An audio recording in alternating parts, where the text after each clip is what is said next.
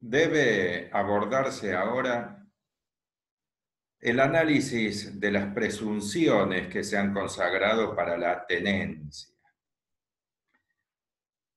Cabe recordar que presunciones son normas jurídicas, pero que tienen por única finalidad la de facilitar la prueba de un hecho cuando ese hecho es de difícil probanza por su naturaleza. Entonces, en estas hipótesis, el legislador acude en ayuda de quien tiene que acreditar el hecho mediante la consagración de las presunciones. Y todos los aspectos referidos a la tenencia son de difícil prueba por su naturaleza, puesto que el tenedor no está obligado a producir su título a la tenencia. Ocurre lo mismo que con el poseedor. Las dos relaciones de poder, es decir, la posesión y la tenencia, no son derechos, sino que son hechos. Y como no son derechos, no se exige al sujeto, es decir, al poseedor o al tenedor, que acompañe su título a la posesión o a la tenencia. Así se dispone. Esto es una norma jurídica, es el artículo 1917 que indica que el titular de una relación de poder no está obligado a producir su título a la posesión o a la tenencia. Entonces, si no se produce el título, todos los aspectos referidos a la posesión o a la tenencia, que es la que nos interesa ahora, resultan ser de difícil prueba. Y por esto es que se han consagrado varias presunciones en distintos artículos. Para su análisis conviene tenerlos a la vista, por eso voy a compartir una pantalla con esos textos. La primera presunción es la presunción de legitimidad. Antes de su análisis, cabe recordar o conviene tener en cuenta qué es la legitimidad. Si no, no se entiende la presunción. Recuérdese que la tenencia puede ser legítima o ilegítima. Es legítima cuando el tenedor ejerce un derecho personal. Es ilegítima cuando el tenedor no ejerce un derecho personal. Entonces, el típico ejemplo de tenedor legítimo es el locatario. También puede ser el comodatario, el mandatario, el depositario. Ahora, si un sujeto es tenedor pero no es locatario, por ejemplo, porque le alquiló la cosa a un demente, a una persona que carece de aptitud mental para administrar sus bienes, entonces ese contrato es nulo, no produce efectos. Entonces este tenedor es ilegítimo, porque no es titular de un derecho personal. Ahora que se recordó que la legitimidad es una clase de tenencia, porque la tenencia puede ser legítima o ilegítima, se puede analizar la presunción. Y se presume la legitimidad, es decir, todo sujeto que ejerce la tenencia de un objeto, se lo presume como titular de un derecho personal, es decir, que alguna relación de derecho personal válida se ha configurado con el poseedor, es decir, con la otra parte. Es una presunción que admite prueba en contrario de las que se llaman presunciones iuris tantum. La segunda presunción es una presunción genérica de buena fe con tres excepciones que son tres casos en los cuales se presume la mala fe. Para analizarla también hay que recordar en qué consiste la buena fe y la mala fe. Entonces, recuérdese que la buena fe y la mala fe son subclasificaciones de la tenencia ilegítima. Es decir, el tenedor ilegítimo, quien no es titular de un derecho personal, puede ser de buena fe o de mala fe. Y como se refiere a la buena fe creencia, va a ser tenedor ilegítimo de buena fe el que está persuadido de la legitimidad. Y va a ser tenedor ilegítimo de mala fe el que conoce que no es titular de un derecho personal. Entonces, ¿quién es locatario de un demente cuya demencia no es notoria? Va a ser tenedor ilegítimo de buena fe. ¿Y quién es locatario de un demente cuya demencia es notoria o la conocía por otros medios? Va a ser tenedor ilegítimo de mala fe. Entonces, la buena o la mala fe, recuérdese que consiste en la creencia de ser legítimo o en el conocimiento de la ilegitimidad. Es decir, todo tenedor de buena o de mala fe carece de derecho personal. Si desconoce esa carencia, es de buena fe. Si la conoce, es de mala fe. Dicho esto, se puede pasar a las presunciones. Entonces, el tenedor se presume de buena fe como principio general y se admite la prueba en contrario. Pero las tres excepciones, se presume la mala fe primero cuando el título es de nulidad manifiesta.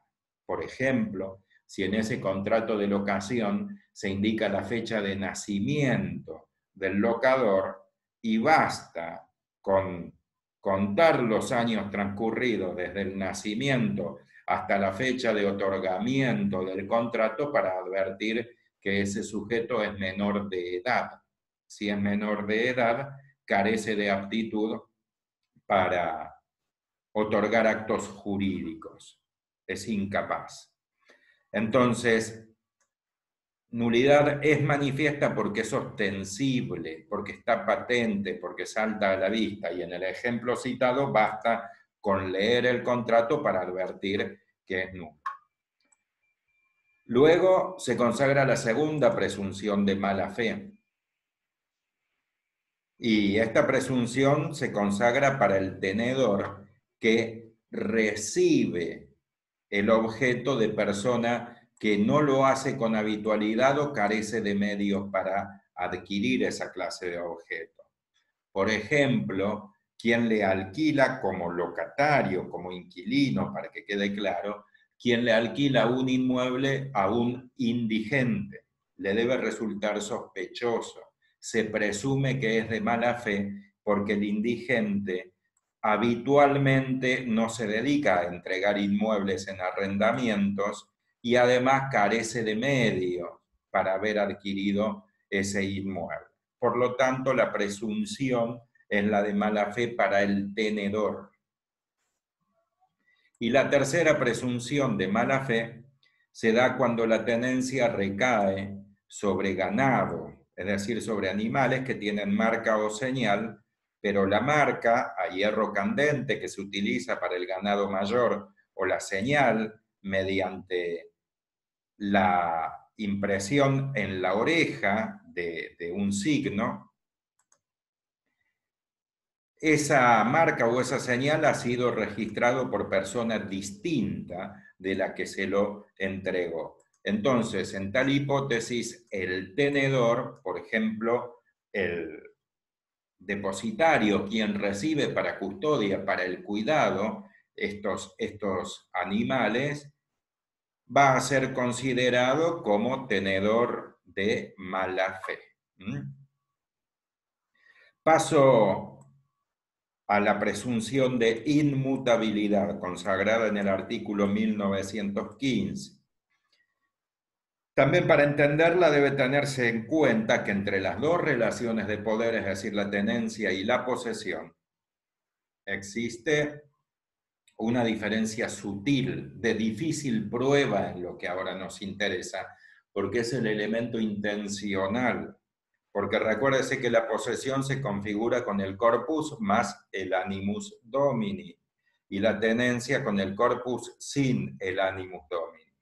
Entonces, para que un tenedor ascienda a poseedor o un poseedor descienda a tenedor, basta con su intención. Pero la intención no se puede conocer porque queda retenida en la esfera íntima del sujeto. Entonces, por eso es que se consagra la presunción de inmutabilidad, que dispone que tal como comenzó una relación, así se mantiene salvo, claro está, que la intención sea exteriorizada. Entonces, si una relación de un sujeto con una cosa comenzó como tenedor, se presume que así continúa. Aunque el sujeto quiera comportarse como titular de un derecho real, no basta con que tenga solo la intención, sino que se requiere que la exteriorice a la intención. Y lo mismo puede decirse del poseedor. Continúa como tal hasta que exteriorice su voluntad de no continuar en la posesión. Nótese entonces los textos legales. Nadie puede cambiar la especie de su relación de poder, o sea, no se puede mutar de tenedor a poseedor ni de poseedor a tenedor por su mera voluntad, ¿sí? Por su sola voluntad o por el transcurso del tiempo. Porque, a contrario sensu, debe entenderse que se requiere la exteriorización de la voluntad. Es decir, que si yo ingreso como tenedor y luego quiero comportarme como propietario, tengo que desconocer por un acto positivo el mejor derecho que asiste al poseedor, a quien me entregó ese objeto. Nótese cómo se complementa con la segunda frase. Dispone lo siguiente: se pierde la posesión cuando el que tiene la cosa a nombre del poseedor, este es el tenedor, el que tiene la cosa, manifiesta por actos exteriores la intención de privar al poseedor de disponer de esa cosa, y además los actos producen ese efecto. Obsérvese que la manifestación por actos exteriores es lo que se requiere para convertirse en poseedor. Esta figura se llama interversión de título y es el acto por el cual el tenedor, de manera unilateral, asciende a la categoría de poseedor. Es decir, que si, por ejemplo, a mí me prestan un inmueble, yo ingreso como tenedor. La relación contractual es la de un comodatario. En esta materia, si que se analiza la relación de sujeto a objeto, se llama tenedor. Y se continúa que voy a seguir como tenedor, o sea que voy a estar 30 años y no voy a adquirir por prescripción, porque la prescripción es un efecto de la posesión, no de la tenencia. Entonces, ingresé como tenedor y así continúa. Y para ascender a la categoría de poseedor, que va a ser poseedor ilegítimo de mala fe, vicioso por abuso de confianza, no basta con la voluntad, sino que se requiere la exteriorización, es decir, que yo le exprese a aquel que me permitió el ingreso mi voluntad de ser propietario, que ponga los impuestos a mi nombre si fuese posible, sino que los empiece a pagar y que lo desconozca como titular de un mejor derecho. Ahí entonces es donde se desvirtúa la presunción de inmutabilidad, ¿sí? Mediante la acreditación de la manifestación por actos exteriores de modificar la especie de la relación de poder. Otra presunción es la presunción de fecha y de extensión. Recuérdese que si, como se dijo, el artículo 1917 no exige que el tenedor deba presentar su título a la tenencia, tampoco lo prohíbe, tampoco está prohibido. Puede acreditarse mediante un título la tenencia, igual que la posesión. Y en este caso, cuando el conflicto requiere que se acredite la fecha en que se comenzó la tenencia y la extensión en sentido físico, en sentido material de la tenencia, esta puede acreditarse mediante la presentación del título. Porque obsérvese que se dispone lo siguiente: si media título, se presume que la relación de poder comienza desde la fecha del título y tiene la extensión que en él se indica. Entonces, si este contrato de locación, por ejemplo, es de fecha 3 de agosto del año X y se refiere a un sector de un inmueble, a algunas hectáreas, por ejemplo, bueno, se presume que la tenencia comenzó con la fecha del título y en la extensión que se indica en el título.